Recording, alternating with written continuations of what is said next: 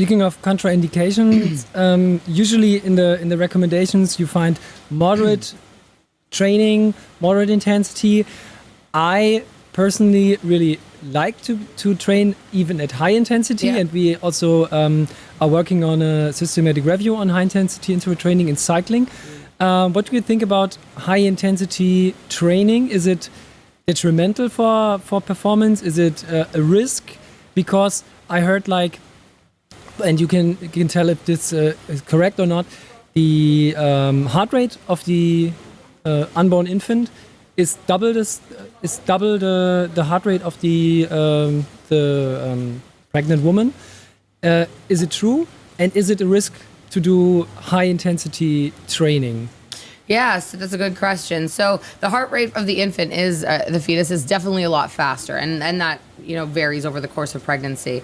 And with the guidelines, they do actually list heart rate recommendations for the mother. And those are really good guidelines because it ranges, the upper end is between 160 and 165 is the upper end. And the reason it's there is we just don't know what happens at a higher intensity above that. And you should note there's a difference between vigorous intensity exercise and high intensity interval training. Okay, so the Australian guidelines actually recommend moderate intensity and up to vigorous intensity within reason if you're able to. And when we start to think about athletes, which now Margie Davenport at the University of Alberta in Edmonton, who was also a PhD student under Dr. Matola a few years ago, they are actually examining and investigating high intensity and more vigorous intensity training with athletes, because that is a huge gap in the literature right now. What are the upper ends? What are the risks involved with that? Because we just don't know. So vigorous intensity, I say, you can probably test that. I think a lot of CrossFit athletes are working more vigorously than maybe, say, the average person, but they've been training like that. Their training history, it would give them more permission to do that. If you don't train at that intensity normally, is pregnancy the time to start? No, definitely not. Be on the safe side, because you'd never want to risk anything bad happening just to work harder. And again, like I said, you have the rest of your life now to train at vigorous intensities.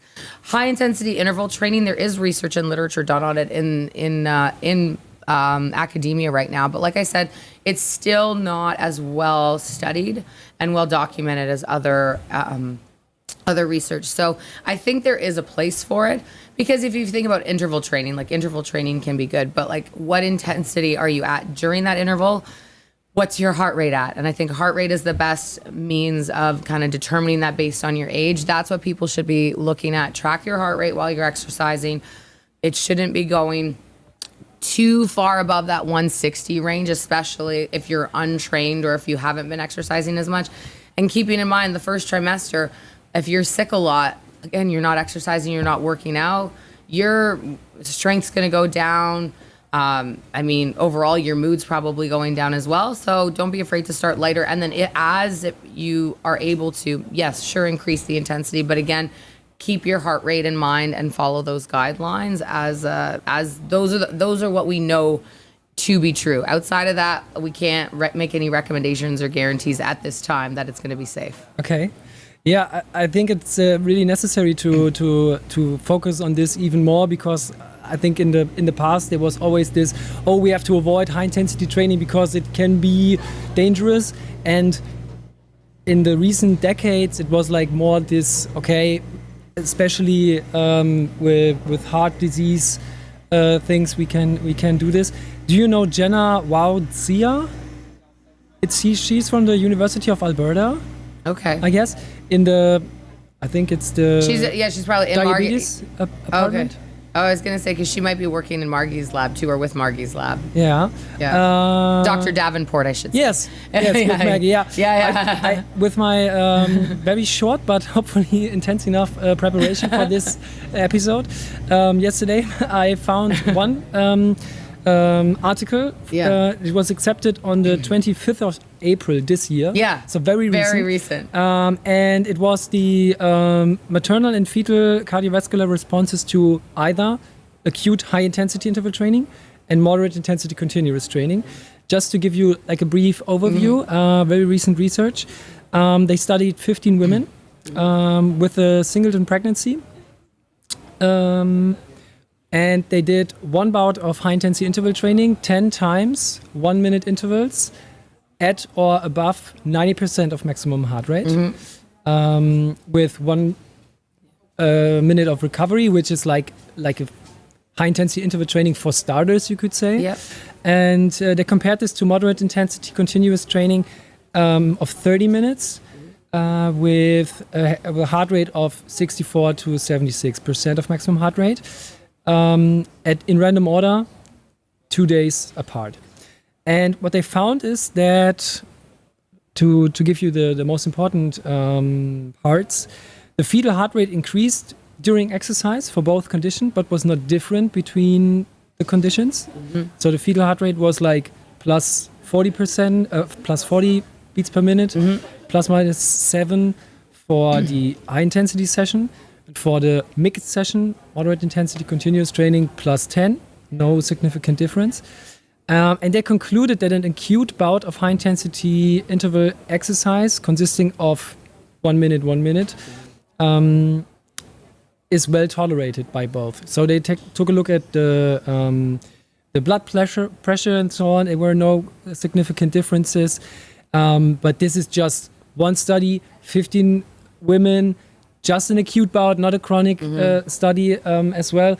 But I think it tends to maybe weaken the fear for like higher intensity. But again, as you said, like we have to really be aware of, is it really necessary? Yeah. Do we really need to have like the most efficient or most effective training? Yeah, and I mean, that lab's great because this is what they're focused on right now. So you're going to see a lot more research coming out in the field. So it's definitely going to contribute to the literature. I know there was a study released out from a group in Australia. A foreigner was one of the main authors, and this was just last year, 2 years ago. But they basically surveyed pregnant people and asked them, what did they do during their pregnancy? How heavy were they lifting? Did they use a lifting belt? Did they do or perform the Valsalva maneuver?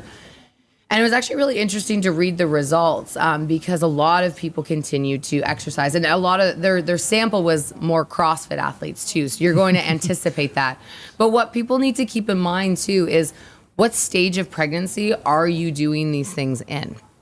Right. So this is what is not really, it's not really accounted for in many of the studies. And I know this because working in the lab, we have a very short window to recruit participants. So we usually get people from, 12 to 18 up to 20 weeks where we can get them in. Most people don't tell you they're pregnant until the first trimester is over. Right. So what are people doing in the first trimester? Well, if you don't know you're pregnant, which is sometimes the case, you're doing whatever you would normally do.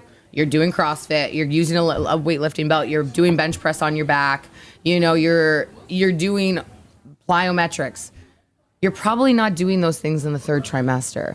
So always when you're looking at, and I've started to notice this and kind of put my magnifying glass on the research with this, like where are people at in their pregnancies when they're enrolled in the study and when they're doing these exercises and activities? Because you can say, oh, well, all these people did it, so it must be safe to perform the Valsalva maneuver. There was no negative complications or implications to that. Well, yeah, they were all doing it in the first trimester. I would never recommend that in the third trimester, right? You don't want to, put any tension and constrict the abdominal muscle or thoracic cavity during that time. So that's one thing I will say, looking at the literature and kind of being in the field. And what I recommend to other people is look at what trimester they're doing it. And if it's not listed, again, there's a gap in the research right there that could be potentially investigated.